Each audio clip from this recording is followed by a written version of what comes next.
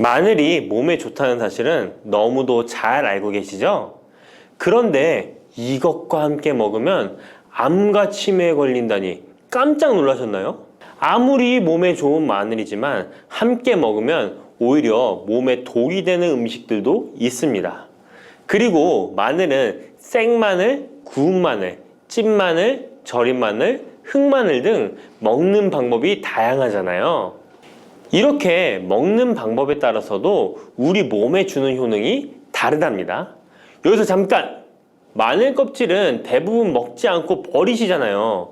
마늘 껍질 오늘부터 절대 버리지 마시기 바랍니다. 마늘 껍질을 왜 먹어야 하는지, 그리고 어떻게 먹어야 하는지 알려드릴게요.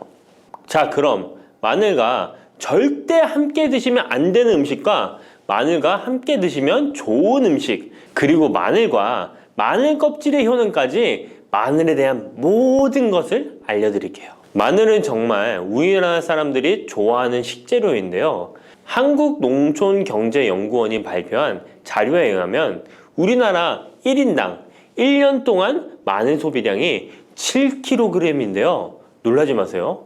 세계 평균이 0.8kg이랍니다. 우리나라 사람들이 마늘을 정말 많이 먹고 있죠. 마늘을 많이 먹는다는 것, 그만큼 건강한 식단을 먹고 있을 가능성이 높은 건 사실이지만 먹는 방법에 따라 오히려 독이 될 수도 있습니다. 여기서 마늘과 절대 함께 먹으면 안 되는 음식 첫 번째는 바로 빵입니다.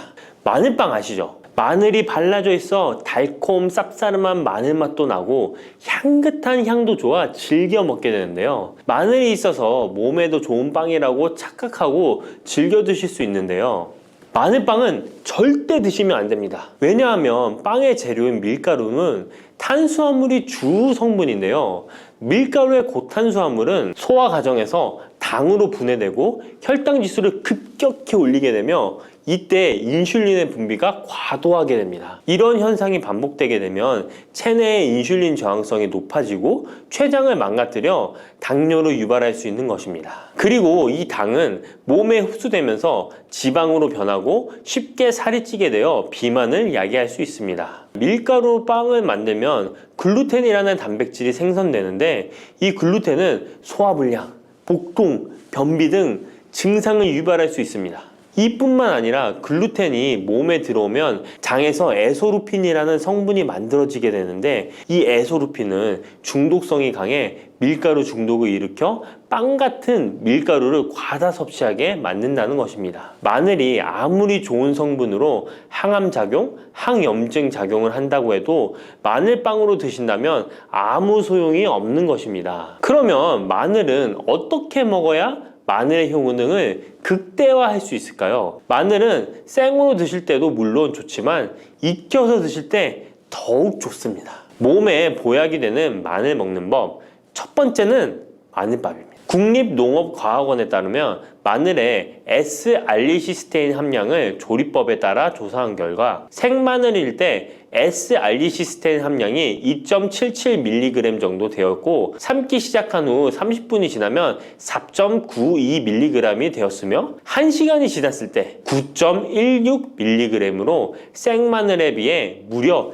4배 이상이 많아진다고 했습니다. 뿐만 아니라 121도의 온도에서 1시간 동안 마늘을 쪘을 때 S-알리시스테인 함량이 50.24mg으로 생마늘보다 18배 정도 높았다고 연구 결과를 발표했습니다. 따라서 마늘을 드실 때는 1시간 이상 끓여서 드시는 것이 좋은데요. 이런 방법이 번거로워 추천드리는 방법이 바로 마늘밥입니다. 밥을 할 때 마늘을 넣는데요. 1인분에 마늘 3, 4알 정도씩 넣어서 밥을 하시면 됩니다. 현미가 있다면 현미를 넣은 마늘밥을 하시면 더욱 좋은데요. 현미 속에는 티아민이라는 성분이 있는데 마늘의 S-알리시스테인과 현미의 알리티아민 두 가지 성분을 모두 섭취하여 항암 효과뿐만 아니라 피로회복, 근육통 완화에도 좋은 밥이 되는 것입니다. 그럼 마늘밥을 하기 위해 마늘을 까고 나면 껍질은 어떻게 하셨나요? 버리셨나요? 오늘부터는 절대 버리지 말기 바랍니다. 마늘에 효능하면 첫 번째로 생각나는 것이 아마도 항암 효과일 거예요. 그런데 마늘 껍질을 통해 엄청난 항암 효과를 누릴 수 있는데요. 우리나라 연구진에서 연구한 결과 마늘 껍질을 70% 에탄올 용매로 반복 추출해서 만든 마늘 껍질 추출물이 암 예방 효과에 탁월한 효능이 있다고 발표되었습니다. 특히 유방암,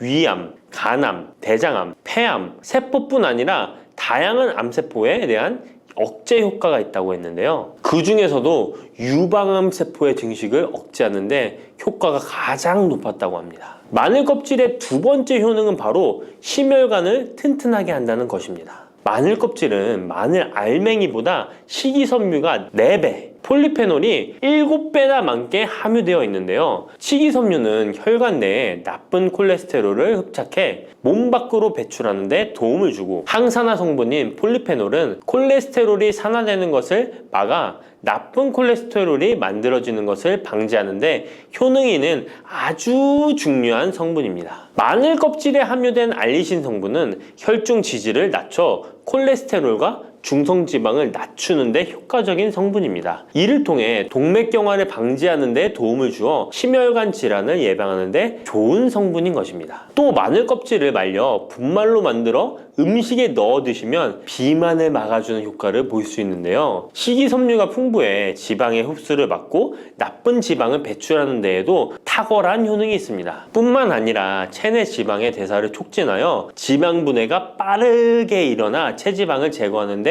아주 효과적입니다. 그리고 마늘 껍질 분말로 드시는 방법 말고 차로도 드시는 방법이 있는데요. 마늘차 우리는 법을 알려드릴게요. 마늘 껍질을 깨끗하게 씻어 말린 다음에 기름을 두르지 않은 팬에 마늘 껍질을 넣고 볶아주어 수분을 없애줍니다. 이렇게 하는 이유는 수분을 없애는 것도 있지만 마늘 껍질을 열을 가하게 되면 항산화 성분인 폴리페놀과 플라보노이드 성분이 증가하기 때문입니다. 이렇게 수분을 없앤 마늘 껍질을 냉동실에다 보관하셨다가 드실 때 끓는 물에 소주 반 컵을 넣고 물 1리터, 마늘 껍질 15g 정도 넣고 끓여주시면 됩니다. 이렇게 끓인 마늘 껍질 차를 따뜻하게 드셔도 되고 냉장고에 넣어 시원하게 드셔도 괜찮습니다. 마늘이 몸에 좋다고 해서 꿀에 마늘을 재워 드시는 분 계시잖아요. 물론 꿀마늘이 몸에 좋은 분들도 계시지만 꿀과 마늘은 절대 함께 드시면 안 되는 음식입니다. 식품 비방이라는 문헌에 보면 꿀과 마늘은 함께 먹으면 안 된다라고 적혀 있는데요. 그 이유는 꿀과 마늘은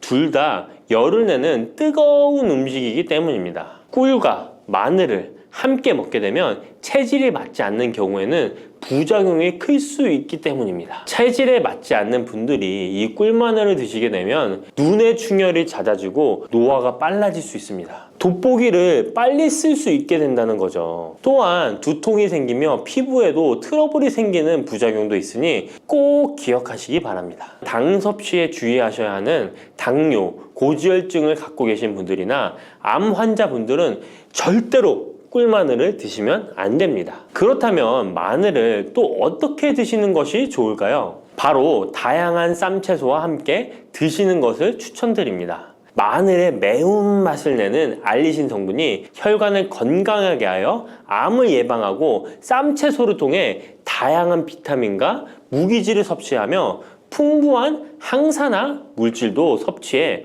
활성산소를 제거하고 혈관을 깨끗하게 해 노화를 방지하고 활력이 넘치는 건강한 몸이 될 수 있는 것이죠. 그런데 마늘을 반찬으로 만들어 드실 때 절대 드시면 안 되는 것이 있습니다. 그것은 바로 마늘장아찌입니다. 아니, 마늘장아찌가 왜? 라고 의문이 생기는 분들이 계시죠? 모든 마늘장아찌가 안 된다는 것이 아니라 설탕이 많이 들어간 마늘장아찌는 만들어 드시면 안 됩니다. 시중에 판매되는 마늘장아찌에는 설탕이 많이 들어가 있을 가능성이 높으니 절대 드시지 않기를 바랍니다. 몸에 좋은 마늘도 설탕과 함께 먹으면 오히려 독이 되는데요. 설탕이 많이 함유된 마늘장아찌를 드시게 되면 혈당이 급격하게 오르고 인슐린 저항성이 높아지며 혈액 속에 중성 지방이 많아져 혈액을 끈적하게 만들게 됩니다. 또한 설탕을 많이 섭취하게 되면 뇌에서 기억력을 담당하는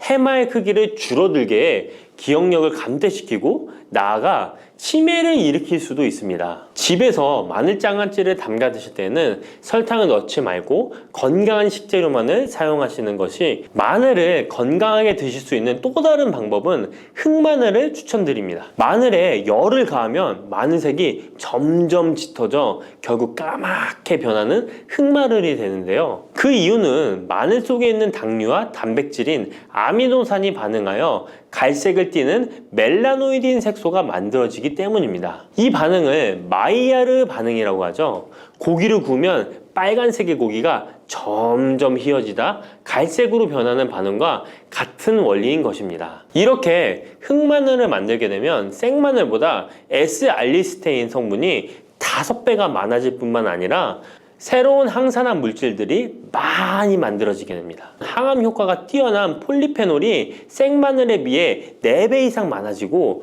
위액 분비를 촉진해 소화를 잘 되게 하는 효능도 있으니 잊지 마시고 흑마늘을 만들어 주시기 바랍니다. 마늘은 또 요리할 때 많이 사용하는 재료인데요. 마늘을 얇게 썰어 기름에 튀긴 마늘 튀김을 절대 드시면 안 됩니다. 기름에 마늘을 튀기면 마늘 향도 좋고 마늘의 매운맛은 없어지고 단맛은 좋아져 남녀노소 좋아하는 식재료가 되는데요. 뜨거운 기름에 튀긴 마늘은 우리 몸에 좋은 항산화, 항암 물질들을 파괴하고 몸에 안 좋은 탄수화물만 남은 음식이 됩니다. 마늘을 튀길 때 사용하는 기름은 오메가6 지방산이 많은 식용유를 사용하게 되는데요. 이런 기름을 많이 먹게 되면 몸 안에 지방산 불균형이 일어나 염증 수치가 높아질 수 있습니다. 튀긴 마늘을 섭취하게 되면 당 독소 또한 높아져 결국 우리 몸에 인슐린 저항성이 높아지는 악영향을 주는 것이죠. 만약 기름에 튀긴 마늘을 드시고 싶다면 한 가지 방법이 있는데요. 그것은 올리브유를 사용하시고 불을 오래 가열하지 말고 살짝만 가열하여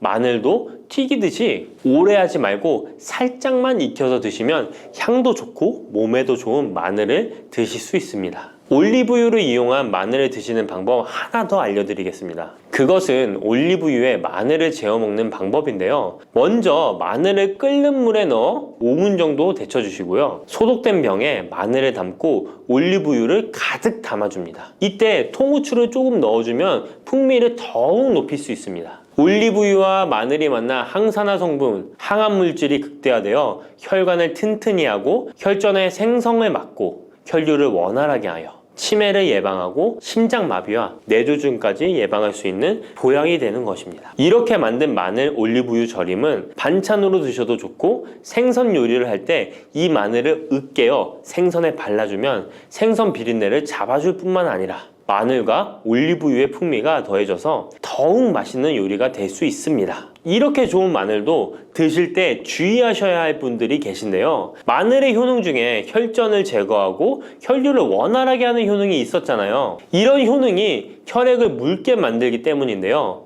와파린, 아스피린 같은 혈전 용해제를 복용하시는 분들이 마늘을 많이 드시게 되면 상처가 났을 때 피가 잘 멈추지 않을 수 있으니 주의하시기 바랍니다. 평소 위염이나 위궤양이 있어서 위가 안 좋으신 분들은 마늘에 알리신 성분이 위 점막을 자극하여 증상이 악화될 수 있으니 주의하시기 바랍니다. 그리고 과민성 대장 증후군이 있는 분들도 마늘을 많이 드시게 되면 복통이 일어날 수 있으니 마늘은 조금만 드시길 바랍니다. 뿌리, 줄기, 이파리까지 버릴 것 없는 대파는 정말 다양한 조리법도 있는데요. 피를 맑게 하고 내장 지방을 없애주며 장 건강에도 좋은 풍부한 영양소들도 함유되어 있어 반드시 먹어야 하는 채소 중 하나입니다. 이런 대파도 함께 먹으면 보약이 되는 음식이 있고 또 독이 될 수 있는 음식도 있습니다. 그리고 먹는 방법에 따라 효능도 다르다고 하니 다양한 방법으로 드시는 것을 추천해 드리고요. 그럼 지금부터 대파의 효능과 함께 먹으면 보약이 되는 음식 3가지와 독이 되는 음식 2가지까지 알려드리겠습니다. 그리고 대파의 특급 레시피 4가지와 대파 보관법까지 대파의 모든 것 알려드릴게요. 우리나라에서는 통일신라 때부터 재배를 했다고 알려져 있습니다. 그만큼 오랫동안 재배하고 식탁에 올라온 채소인데요. 대파 특유의 향이 다른 식재료의 잡냄새를 제거하는데 탁월한 효과가 있어서 생선이나 고기류의 냄새를 제거하는 향신료로도 많이 사용되고 있죠. 뿐만 아니라 물에 넣고 끓이게 되면 감칠맛이 좋아져서 다양한 육수와 채소를 만드는 데에도 빠지지 않고 들어가는 재료이기도 합니다. 이런 대파의 첫 번째 효능이 바로 내장 지방을 싹 빼준다는 것입니다. 대파에는 특유의 향과 알싸한 매운맛을 나게 하는 성분이 있는데요. 이 성분이 바로 황화알릴이라는 성분입니다. 이 황화알릴은 대파에 열을 가해 굽게 되면 프로필메르캅탄이라는 성분과 아조엔이라는 성분으로 변하게 되는데요. 대파를 구울 때 매운맛을 내는 성분은 휘발이 되어 없어지고 단맛이 나는 성분이 생성되는데 그 성분이 바로 프로밀메르캅탄입니다. 이 프로밀메르캅탄의 단맛 강도가 설탕 단맛의 강도보다 무려 50배나 강해서 대파의 단맛이 좋아지는 건데요. 정말 놀랍지 않나요? 근데 단맛 하면 당뇨가 있는 분들은 혈당이 많이 오를까봐 걱정되시잖아요. 이 성분은 설탕과는 달리 혈당을 오르게 하지 않아서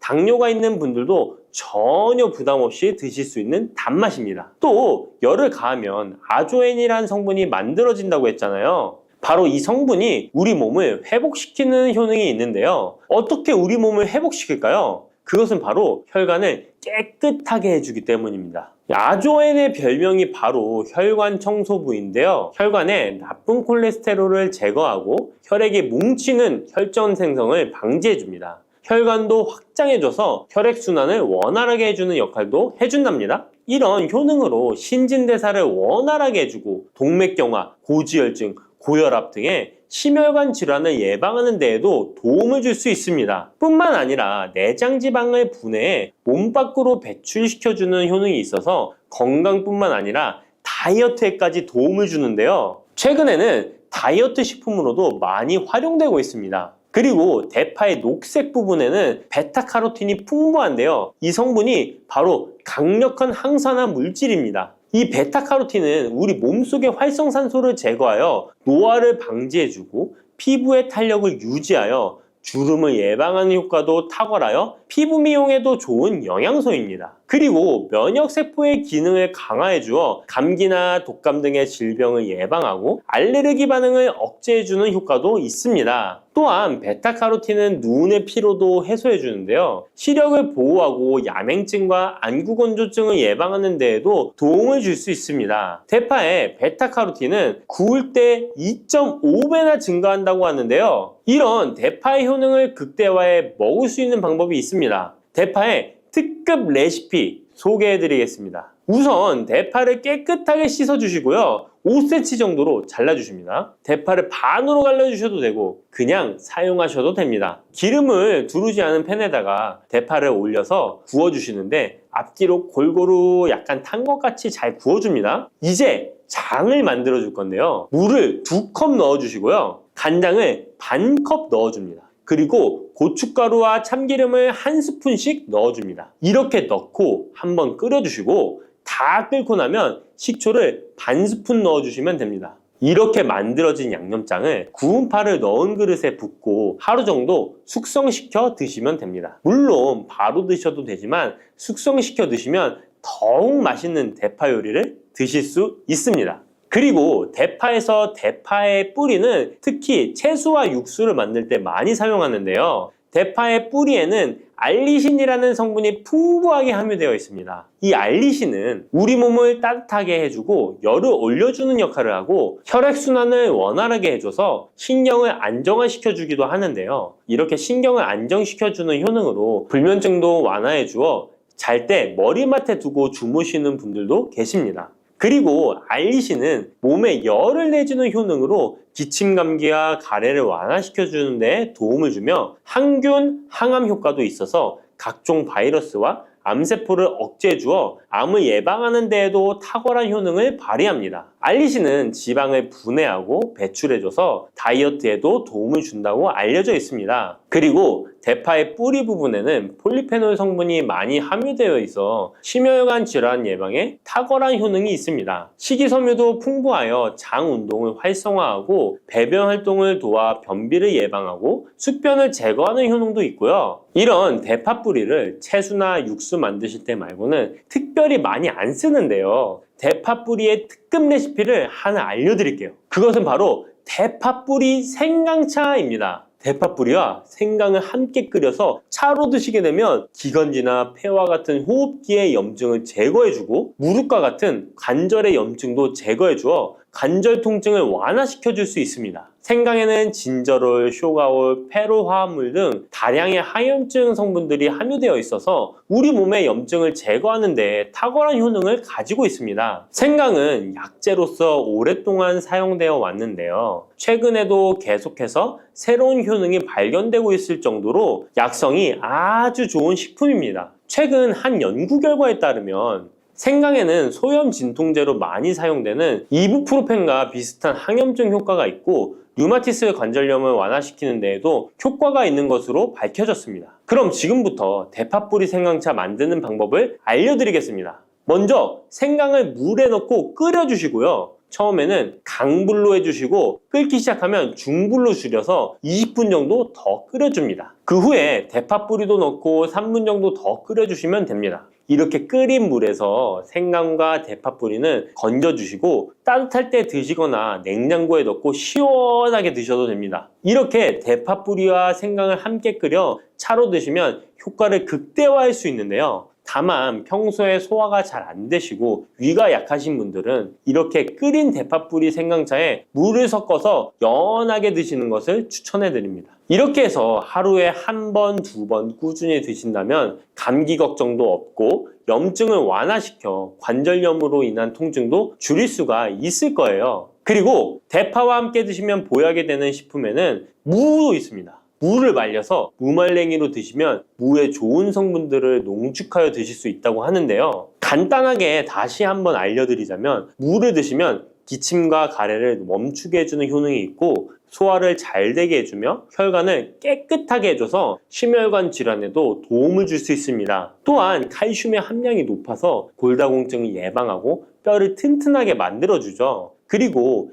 해독작용도 뛰어나고 혈당을 조절해줘서 당뇨를 예방하는 데에도 도움을 줄 수 있습니다. 이렇게 좋은 물을 대파와 함께 드시면 그 효능이 극대화될 수 있는데요. 특히 혈액을 깨끗하게 해줘서 심혈관 질환을 예방하며 당뇨 또한 예방해 줄 수 있을 뿐만 아니라 당뇨 합병증을 완화시켜 주는 데에도 탁월한 도움을 받을 수 있습니다. 대파를 넣은 무말랭이 무침을 만들어 드시면 오독오독한 무말랭이 식감도 좋고 입맛도 돌게 하는 반찬으로도 정말 좋으니까 꼭 대파 무말랭이 무침도 만들어서 드셔보시길 바랍니다. 대파와 함께 드시면 보약이 되는 음식 세 번째는 바로 두부입니다. 이 대파와 두부가 만나면 우리 몸에 에너지를 공급하여 활력이 넘치도록 도와줍니다. 그 이유는 바로 대파의 알리신 성분과 두부의 비타민 B1이 만나면 알리티아민으로 전환이 되는데요. 이 알리티아민이 비타민의 체내 흡수율을 높여주고 신진대사를 촉진해서 우리 몸의 피로를 회복하고 에너지를 불어넣어 주기 때문입니다. 그럼 여기서 대파 두부 조림 맛있게 만들어 드시는 특급 레시피 알려드릴게요. 먼저 잘 씻은 대파를 어슷썰기로 썰어 주시고요. 두부는 정사각형으로 깍둑 썰기를 해줍니다. 먼저 두부를 기름을 두른 팬에 구워주시고요. 노릇노릇해지면 썰어놓은 대파를 넣어줍니다. 간장을 2스푼 넣어주시고요. 고소한 참깨도 뿌려서 잘 익혀주시면 대파 두부 조림 완성입니다. 정말 맛있겠죠? 이렇게 만든 대파 두부 조림을 드시고 활력 넘치는 하루를 보내실 수 있을 거예요. 대파와 함께 드시면 보약이 되는 음식 네 번째 알려드릴게요. 그것은 바로 대파 팽이버섯 무침입니다. 이 팽이버섯은 버섯 중에서도 버섯 키토산의 성분이 가장 많이 함유되어 있을 뿐만 아니라 식이섬유가 정말 풍부하게 함유되어 있는데요. 버섯 키토산은 혈액 속의 지방을 분해하고 콜레스테롤을 제거해 고혈압, 동맥경화, 심장병 같은 심혈관 질환을 예방할 뿐만 아니라 체내의 지방을 흡착하여 배출시켜 주어 내장 지방을 줄여주는 데에도 탁월한 효능이 있습니다. 또한 체내의 중금속의 배출을 돕고 간 건강을 돕는 효능도 있다고 알려져 있고요. 그리고 풍부한 식이섬유가 배변 활동을 도와서 숙변을 제거하는 데에도 큰 도움을 줍니다. 하지만 이 팽이버섯의 세포벽은 단단하기 때문에 그냥 드시게 되면 좋은 성분을 흡수하기가 힘든데요. 열을 가하게 되면 세포벽이 깨지면서 영양 성분의 흡수율을 높일 수 있습니다. 이런 팽이버섯과 대파를 함께 드시게 되면 내장 지방을 제거하고 혈관을 깨끗하게 하는데 탁월한 음식이 되는데요. 먼저 팽이버섯의 밑둥은 잘라버리시고요. 팽이버섯을 적당한 크기로 잘 썰어줍니다. 그리고 흐르는 물에 잘 씻어줍니다. 그리고 대파는 어슷썰기로 잘게 썰어주시고요. 적당한 용기에 계란을 풀어주세요. 팽이버섯과 대파를 넣어서 잘 섞어주고 소금 한 꼬집을 넣어 간을 해줍니다. 이제 잘 달궈진 팬에 기름을 두르고 붙여주시면 됩니다. 정말 쉽죠? 그런데 이렇게 좋은 대파도 함께 드시면 안 되는 음식이 있습니다. 대파와 함께 드시면 안 되는 음식 첫 번째는 바로 꿀입니다. 대파와 꿀은 두 가지 다 몸에 열을 올려주는 효능이 있습니다. 한의학에서는 대파와 꿀을 함께 먹으면 위장에 탈이 나고 더부룩한 현상이 나타날 수 있다고 하는데요. 대파와 꿀을 함께 먹으면 위에서 소화액 분비를 억제하여 소화불량을 유발할 수 있기 때문인데요. 또한 꿀은 알레르기 반응을 일으킬 수 있는데 대파와 함께 먹으면 알레르기 반응이 더 악화될 수 있다는 것을 알아두시면 좋고요. 꼭 기억하셔서 대파와 꿀은 함께 드시지 않기를 추천합니다. 또 대파와 함께 드시면 안 되는 음식은 미역입니다. 미역과 대파 둘 다 알긴산이라는 성분이 있는데 이 알긴산은 미끌거리는 식감이 있습니다. 함께 드시게 되면 식감이 안 좋은 이유도 있지만 식감보다도 더 중요한 이유가 있습니다. 왜냐하면 파에는 인과 유황 성분이 있기 때문인데요. 미역과 파를 함께 드시게 되면 파의 인과 유황 성분이 미역에 함유된 칼슘의 흡수를 방해하게 됩니다. 미역에는 칼슘 함량이 높아서 골다공증 예방에 좋은 효능이 있는데 이 효과를 떨어뜨리게 되는 것이고요. 미역국을 끓일 때 대파로 채수를 내어 시원한 미역국을 끓여 드시는 분들이 계신데 절대 미역국을 끓일 때 대파는 사용하지 않으셔야 합니다. 자, 다음으로는 대파 보관하는 법을 알려드릴게요. 대파를 한 단 사면 양이 많아 한 번에 드시지 못하는 경우가 많은데요. 대파를 보관하실 때는 씻지 않고 흙이 묻은 채 보관하는 것이 좋지만 사용하기 불편하기 때문에 씻어서 보관하는 방법 알려드릴게요. 우선 잘 씻은 대파를 줄기와 잎부분으로 나눠 잘라주시고요. 물기를 제거하고 키친타올을 넣은 지퍼백에 줄기와 잎부분을 나눠 담아 냉장고에 보관해 주시면 됩니다. 이렇게 하시면 2주에서 3주 정도는 보관 가능하시고요. 더 장기간 보관하시려면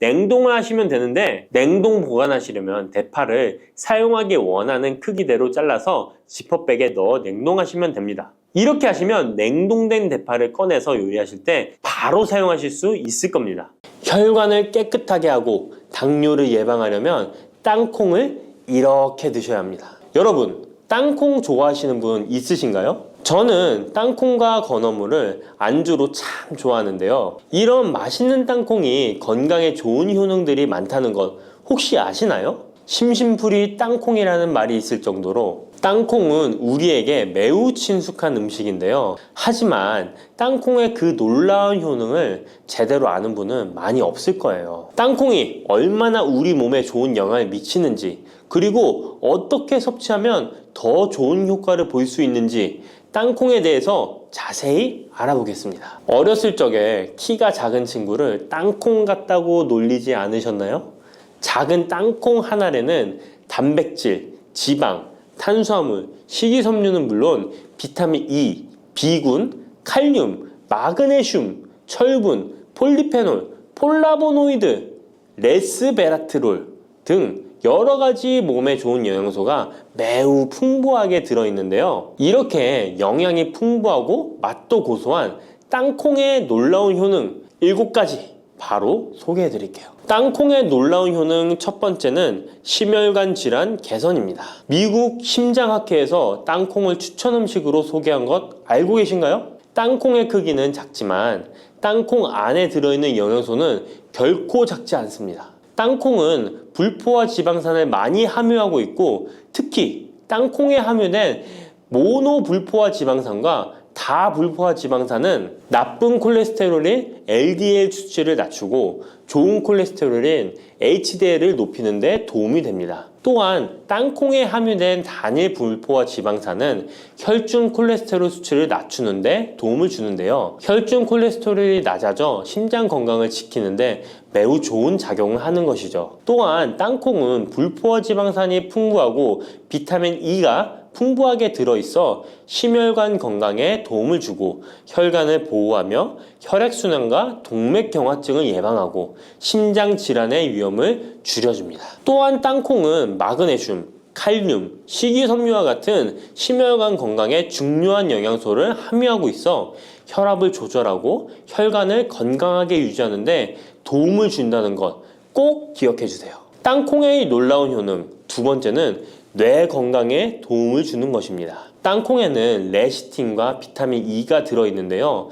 이 성분들은 뇌세포를 보호하고 뇌 건강을 유지하는 데 중요한 역할을 합니다. 특히 땅콩은 기억력과 집중력 향상에 도움이 될 수 있어 중년과 노년층에게 매우 유익한 음식이라는 것 아시나요? 땅콩이 함유된 비타민 E, 폴리페놀, 특히 레스베라트롤 등 강력한 항산화 성분은 뇌 건강에 도움을 줍니다. 이러한 항산화 성분은 뇌에서 발생할 수 있는 산화 스트레스를 줄여주며 이는 신경세포를 보호하고 뇌 기능을 향상시키는 기능도 해준답니다. 또한 땅콩은 불포화 지방산, 특히 오메가3 지방산을 포함하고 있어 뇌 기능을 개선하고 치매와 같은 뇌 질환을 예방할 수도 있는데요. 특히 불포화 지방산은 뇌세포의 구성 성분으로 중요한 역할을 하며 뇌신경 전도 속도를 높여 기억력과 합승 능력을 향상시킬 수 있습니다. 땅콩의 효능 정말 놀랍지 않나요? 아직 놀라기는 이른데요. 땅콩의 효능 세 번째는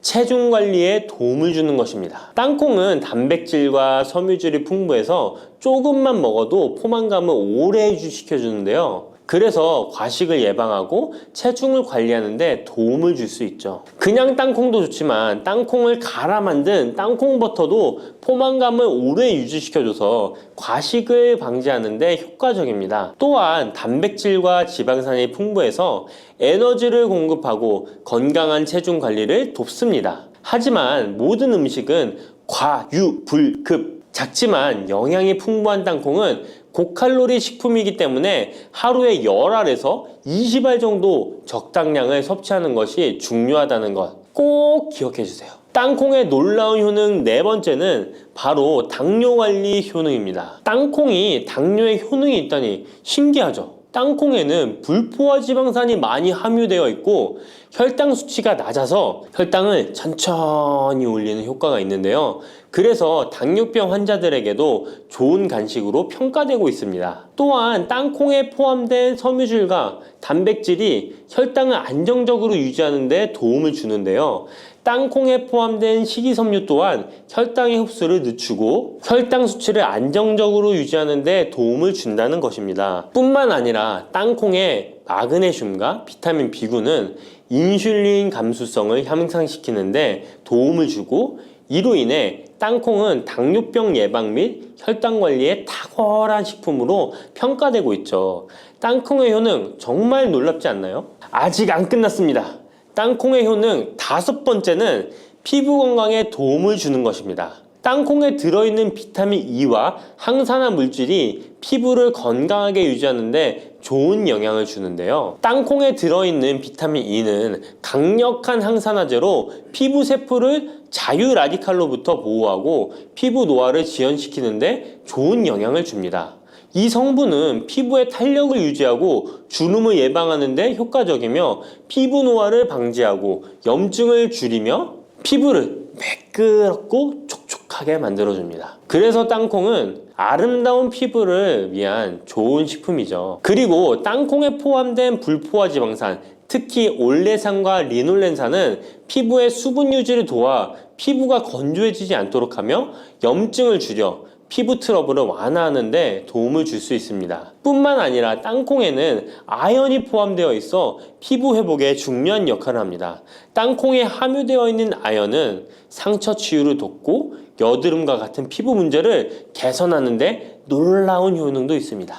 땅콩의 효능 6번째는 소화 건강에 도움을 주는 것입니다. 땅콩에는 식이섬유가 풍부해 소화 시스템에 좋은 영향을 주는데요. 식이섬유는 장의 움직임을 촉진시켜 변비를 예방하고 장내 유익한 미생물의 활동을 도와줘서 장 건강에 매우 좋은 환경을 만들어줍니다. 또한 땅콩에 포함된 불용성 섬유는 특히 장을 자극해 배변을 원활하게 하고 장의 건강을 유지하는 데 중요한 역할을 하는데요. 이 섬유는 장에서 물을 흡수하여 변을 부드럽게 만들어줍니다. 땅콩의 놀라운 효능 7번째는 좋은 단백질과 건강한 지방 섭취에 좋은 공급원입니다. 땅콩은 고기나 다른 동물성 단백질에 비해 지방이 적고 채식주의자나 비건이 단백질을 섭취할 때 아주 유용한 대체 식품이 될 수 있는데요. 100g의 땅콩은 약 25에서 30g의 단백질을 함유하고 있다는 것 아시나요? 우리가 흔히 좋은 단백질 공급 식품이라고 생각하는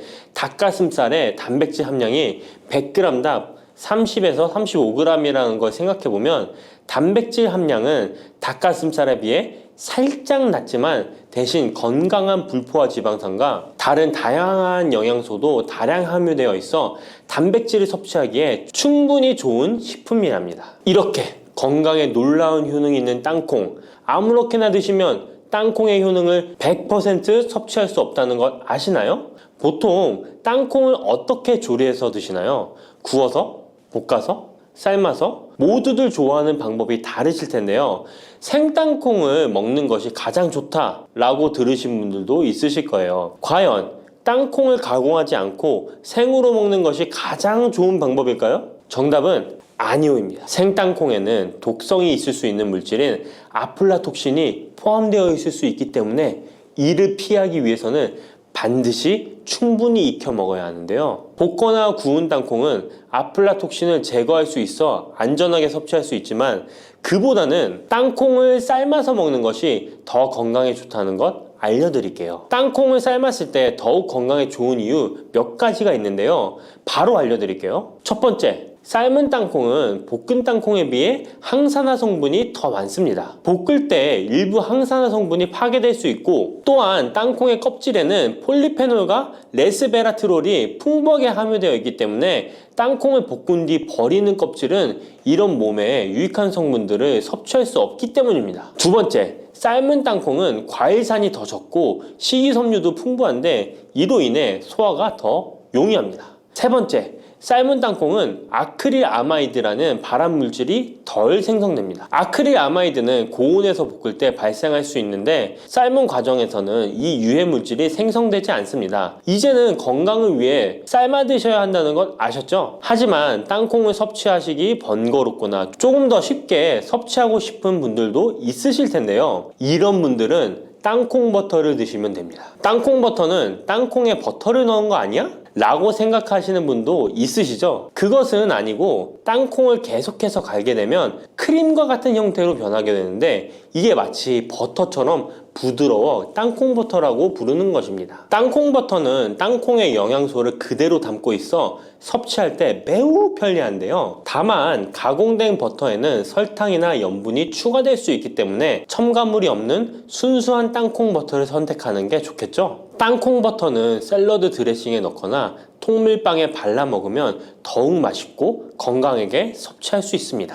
맛도 좋고 건강에도 좋은 땅콩, 이렇게 좋은 땅콩도 섭취하실 때 몇 가지 주의할 점이 있다는 것 알고 계신가요? 땅콩을 섭취할 때 주의할 점들 알려드릴게요. 땅콩 섭취 시 유의할 점 첫 번째는 알레르기입니다. 땅콩 알레르기 있는 분은 절대 땅콩을 드시면 안 되는데요. 땅콩은 알레르기를 일으킬 수 있는 대표적인 식품이기 때문에 본인이 알레르기가 있는 걸 인지하시는 분이라면 절대 피하셔야 합니다. 땅콩 알레르기는 가벼우면 목, 혀의 가려움이나 발진 등이 일어날 수 있는데요. 만약 알레르기 증상의 정도가 심하다면 호흡곤란, 혈압저하, 아나필락시스 등 매우 심각한 반응을 일으킬 수 있으므로 알레르기 반응이 있다면 즉시 땅콩 섭취를 중단하시고 의사와 상담받는 것이 필요합니다. 또한 땅콩이 들어간 음식이 아니어도 전에 같은 조리기구를 사용해서 만든 요리도 땅콩의 성분이 남아있을 수 있어 알레르기가 있는 사람에게는 위험할 수가 있는데요. 알레르기가 있는 분은 꼭 땅콩이 들어갈 수 없는 환경에서 조리가 된 건지 확인하는 게 중요합니다. 땅콩을 섭취할 때 유의사항 두 번째는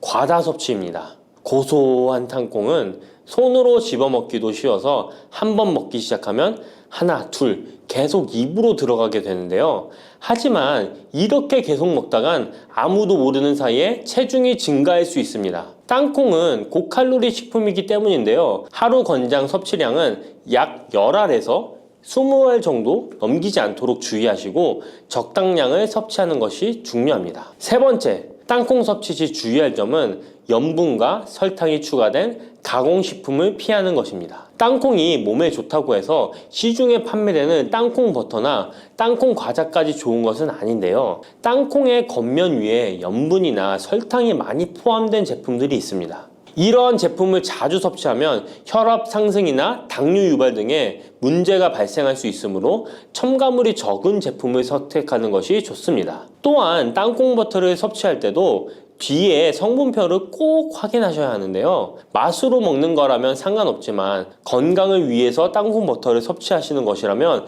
100% 땅콩으로만 만들어진 제품인지 살펴보시고 구매해야 합니다. 땅콩 섭취 시 유의할 점 네 번째는 보관이 잘 된 땅콩을 섭취해야 하는 것입니다. 땅콩이 건조된 식품이라고 생각해서 실온에 대충 보관해 놓진 않으셨나요? 땅콩은 고지방 식품으로 지방산이 많이 포함되어 있기 때문에 산패가 될 수 있는데요. 산패된 지방산은 인체에 유해한 물질인 과산화지질을 생성할 수 있으며 이는 세포와 조직에 손상을 일으킬 수 있습니다. 땅콩이 보관 상태가 부적절해지면 곰팡이가 자주 발생하는데 이 곰팡이는 아플라톡신이라는 독소를 생성할 수 있습니다. 아플라톡신은 강력한 발암 물질로 알려져 있으며 장기적으로 섭취할 경우 간에 손상을 주거나 간암을 일으킬 수 있는 위험한 물질이죠. 따라서 땅콩을 보관할 때는 통풍이 잘 되고 건조한 장소에 보관해야 하며 곰팡이가 발생한 땅콩은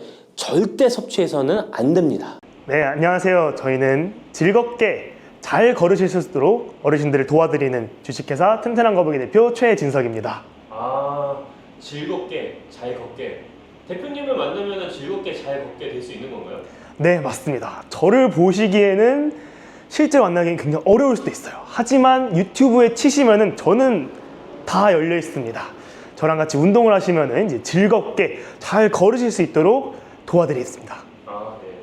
요즘 이제 계속 나이가 들수록 뭘 먹으면 소화가 잘 안 되는 것 같아요. 이럴 때는 뭐 소화에 좋은 이런 운동 그런 게 있을까요? 소화에 좋은 운동은 많습니다. 자, 어르신들, 자, 배가 아프거나 했었을 때 이렇게 문지르기도 하죠. 네. 그리고 배가 너무 아프다 하면은 이렇게 몸을 웅크리기도 해요. 그런 것 자체가 뱃속에 있는 것들은 다 또 근육으로 이루어져 있어요. 특히 소화관에서 이렇게 밑으로 내리는 것조차 근육으로 이루어져 있어요. 그래서 저희는 이 배 쪽의 운동을 늘리고 비틀고 하는 것만으로도 소화에 굉장히 도움이 됩니다. 비틀고 이런 운동 같은 거를 하면은 평소에 내가 소화가 안 되던 것도 소화가 되게 하는 그렇게 바뀔 수도 있나요, 몸이? 네, 소화를 도와드려요. 이런 근육이 있잖아요. 음식물이 이렇게 내려갑니다. 근데 이제 이게 이렇게 내려보내는 거예요. 근육은 이렇게 있고 이렇게 내려가는 게 아니라 근육이 내려보내는 거예요. 그러다 보면 이 근육을 더 잘 쓰게 만드는 게 중요한 거예요. 그래서 배 쪽에 있는 이런 근육들을 늘리고 비틀고 해야지 얘네들이 더 잘 내릴 수 있게 만들어주는 거예요. 그러면은 근육이 뭐 복근, 뭐 허벅지 근육 이런 것만 있는 게 아니라 소화 근육이라는 게 따로 있는 걸로 제가 느껴져요. 네, 맞습니다. 자, 근육은 우리 몸에 이렇게 나와 있는 것만 근육이 아니에요. 자, 침을 삼키는 것도 여기 안에 있는 근육들과 목 근육들이 움직이고요. 그리고 안에 있는 장기들도 소화시킬 때도 이렇게 움직이면서 소화를 시키는 거예요. 그래가지고 저랑 같이 이렇게 운동을 하다가 갑자기 트름을 하시는 어르신들이 굉장히 많아요. 저는 트름보다는 방구가 자주 나올 때가 있는데 그런 것도 근육이랑 관련이 있는 건가요? 네, 맞아요. 방귀가 갑자기 팍 난다 하면은 관략근이 약하다 이런 얘기를 하잖아요. 결국에는 모든 활동들이 이 근육에서부터 나오는 거예요. 그래서 우리는 이 소화 그리고 배출 이런 것까지 다 잘하려면은 배를 잘 움직여야 되고 그리고 운동을 잘 해야 돼요. 이렇게 운동을 잘 하게 되면요, 혈액순환이 되면서 이 소화기관을 촉진시키기도 해요. 그러다 보니까 운동도 결국에는 소화에 엄청 많은 도움이 됩니다.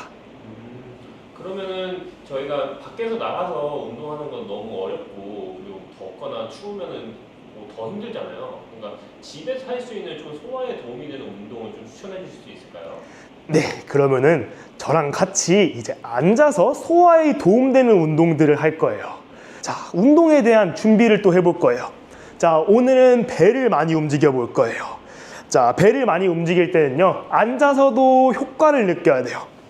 자, 다리를 조금 벌려 주실게요. 그리고 엉덩이를 조금 뒤로 빼면요, 배에 힘이 들어가요. 배에 힘이 들어가가지고 이 상태가 앉아서도 충분하게 운동을 잘할 수 있다의 첫 번째 자세예요. 이게 은근 힘들어요. 왜냐면은 이러고 있는 게 결국에 힘들다가 이렇게 돼버리죠. 그만큼 내가 이 동작을 유지하기 위해서 배에 힘을 쓰고 있는 거예요.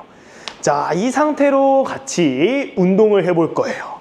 자, 배를 늘려주고 비틀어 볼 건데요. 자, 처음에는 옆구리부터 이렇게 늘려줄 거예요.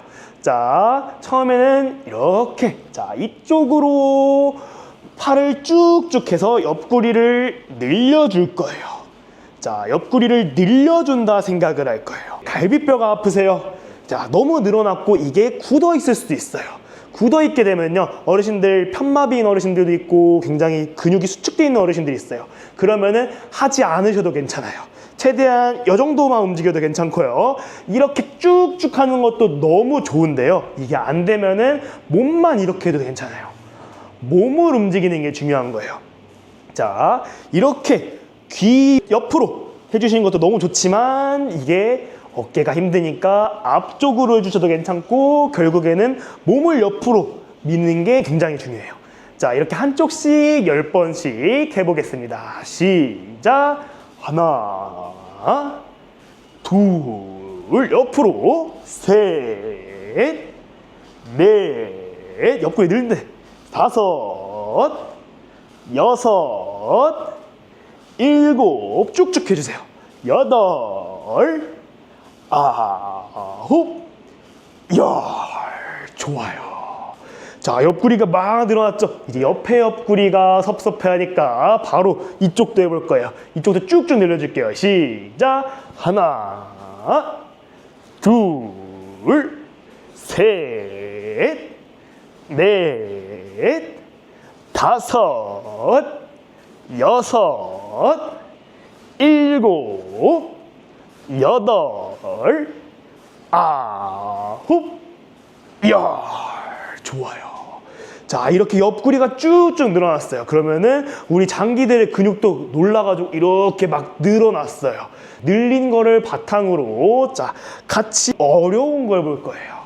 자, 이거는 굉장히 좋은 운동인데요.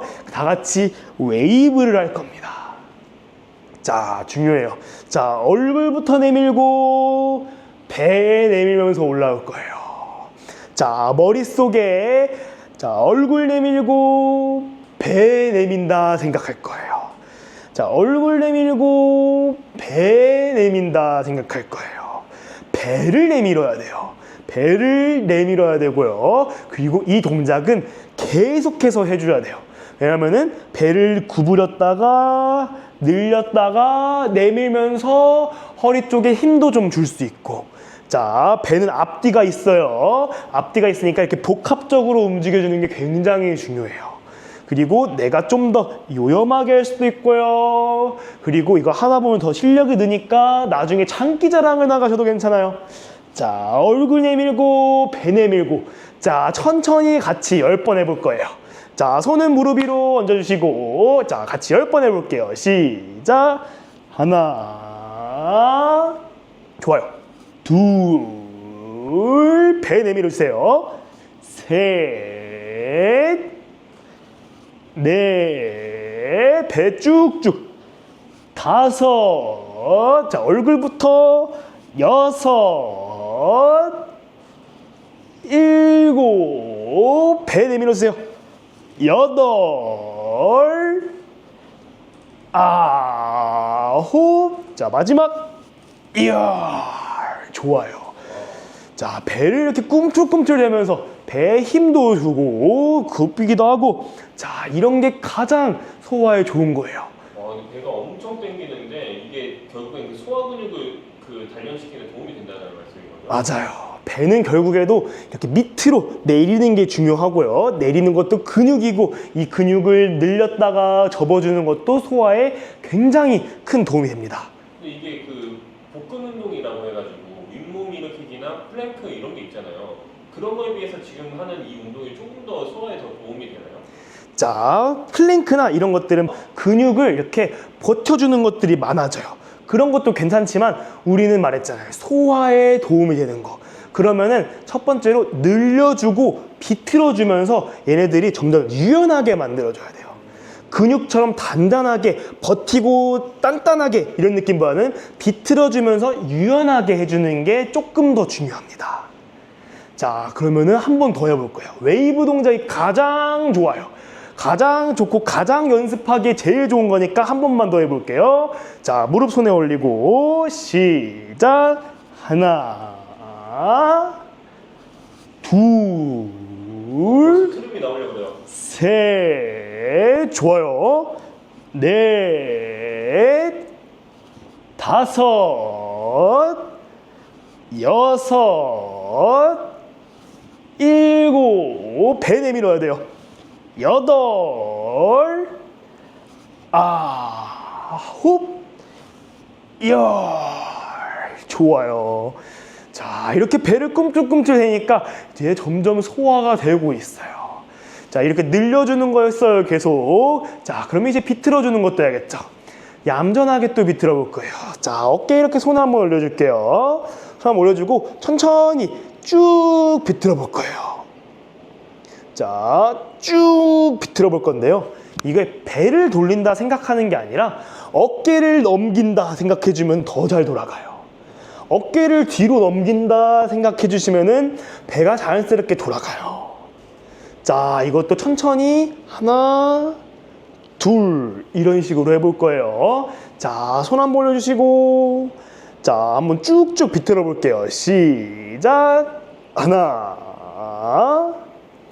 둘, 셋, 넷, 다섯, 여섯, 일곱, 여덟, 아홉, 열.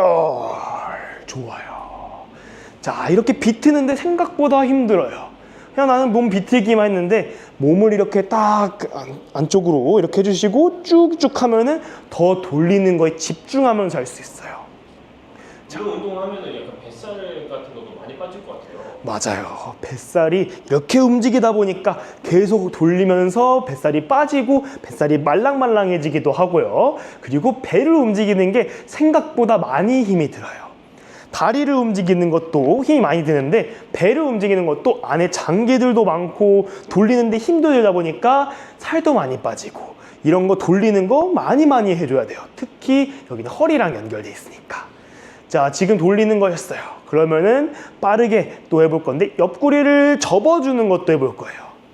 옆구리를 접어주는 거 할 건데요. 자, 손으로 발 뒤꿈치를 톡톡 두들겨 줄 거예요. 톡톡 두들겨주면은 여기를 접는다의 생각을 하면서 진행해 볼 거예요. 바로바로 해볼 거예요. 자, 발 뒤꿈치에 손 닿기 해볼게요. 시작. 하나, 둘, 셋, 넷, 다섯, 여섯, 일곱, 여덟, 아홉, 열. 좋아요. 자, 이렇게 비틀기도 해봤어요. 비틀기도 해봤는데요. 자, 어르신들 여기서 나는 이게 허리가 아파서 못해 이런 어르신들을 위해서 그 허리를 이렇게 돌리지도 못하고 움직이지도 못하는 어르신들을 위해서는 이런 운동이 또 있어요. 자, 모든 복부 운동은 자, 복부를 움직여야만이 복부 운동이 아니에요. 배 운동은 배에 이렇게 접으면서 하는 운동도 있지만 배가 힘을 주면서 버티는 것도 운동 중에 있어요. 자, 빠르게 해볼 거예요. 자, 배에다가 힘을 준 상태에서 팔을 먼저 움직여 볼 거예요. 자, 팔을 먼저 움직이는 거 먼저 해볼 거예요. 자, 배에 힘 주고 팔 먼저 빠르게 움직여 볼게요. 10번 세볼 거예요. 시작! 하나, 둘, 셋, 넷, 다섯, 여섯, 일곱, 여덟, 아홉, 열. 좋아요. 자, 이렇게 하면은 뭐가 배에 힘이 들어가는 거냐 하지만 팔이 움직일수록 이 팔에 연결되는 근육들이 있어요. 걔네들이 이 팔을 버티게 하려고 배 쪽에 살짝 균형을 잡아줘요. 자, 다음 동작으로 넘어갈 거예요. 자, 다리도 움직여줄 거예요. 다리도 움직여주는데요. 아까 한 거 있어요. 자, 아까 한 거 있어요. 자, 우리 막무가내로 할 거예요. 자, 다리. 헷갈릴 것 같아요, 이거 하면서. 맞아요. 다리도 움직이고요. 그리고 팔도 움직일 거예요. 자, 그러면은 우리가 다리도 움직이고 팔도 움직이니까 몸이 너무 힘들어요. 자, 모든 사지가 지금 막 움직이는데 균형을 잡을 수 있는 건 배밖에 없어요. 배에 힘을 막 주는 거죠. 자, 이런 식으로 해볼 거예요. 자, 이거는 막 움직이는 게 중요한 거예요. 막 움직여야 돼요. 막. 자, 내가 다리를 드는 건지 손을 드는 건지 모를 정도로 막 움직여 볼 거예요. 자, 13 볼 거예요. 자, 준비해 주시고. 자, 시작! 하나, 둘, 셋, 넷, 다섯, 여섯, 일곱, 여덟, 아홉, 열. 좋아요. 자, 어르신들 이런 식으로 상지, 하지를 다 움직여주면요. 배가 막 난리 나요. 얘 왜 이러지? 나 지금 가만히 있고 싶은데 가만히 못 있게 하는 거예요. 그런 식으로 허리가 아프신 분들도 자, 이렇게 배를 꿈틀꿈틀 하는 게 힘들면은 배를 버티고 팔을 움직이는 것도 있고 팔다리를 다 같이 움직이는 것도 있어요. 그리고 다리를 또 이렇게 움직여 줄 거예요. 자, 마지막이에요. 자, 마지막 운동은 자, 다리를 뻗으시고 우리 물장구 칠 거예요. 물장구 칠 거예요. 자, 물장구 치면 뭐가 될까요? 자, 다리가 막 움직이니까 배가 또 버텨야 돼요. 배가 또 버텨야 되니까 또 배에서는 막 힘을 주고 있어요. 자, 이것도 마지막으로 해볼게요. 자, 다리 뻗으시고 마지막 10번 물장구 칠게요. 시작! 하나, 둘, 셋, 넷, 다섯, 여섯, 일곱, 여덟, 아홉, 열. 와, 엄청 힘드네요, 이게. 자, 소화가 이렇게 힘듭니다. 막 내리면서 이 소화를 촉진시키다 보니까 저는 방금 수업하다가 트름이 나올 뻔했어요. 자, 이런 식으로 배를 막 움직여주면요.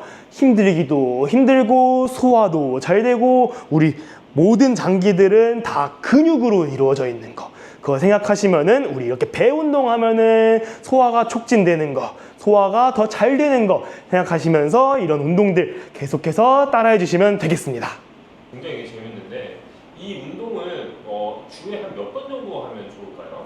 자, 이런 운동은 주에 꼭 2번 이상씩을 해줬으면 좋겠어요. 자, 주에 한 번 하면요, 어르신들 몸의 기능은 점점 나이가 들면서 내려가고 있어요. 주에 한 번 하면요, 내려가다가 살짝 유지하면서 결국에 내려가요. 근데 주에 2번씩은 해야 돼요. 그래야 유지를 하죠. 유지를 하고 어떻게 올라갈 수도 있어요. 주에 한 번씩은 결국에는 다시 몸이 기능적으로 안 좋아지기 시작해요. 그러다 보니까 주에 2번 이상씩은 이런 운동 영상들을 바탕으로 같이 운동을 해주시면 좋고, 그리고 매일매일 해주시면은 건강한 튼튼한 어르신들이 되겠습니다. 아, 네.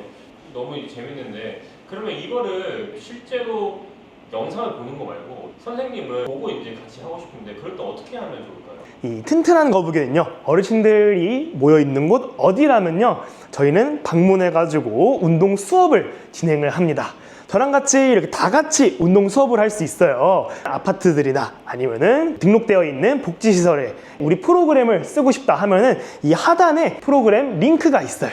저희랑 상담을 통해서 저희 강사가 갈 수 있는지 없는지를 판단을 하고 같이 운동 교실을 할 수도 있습니다.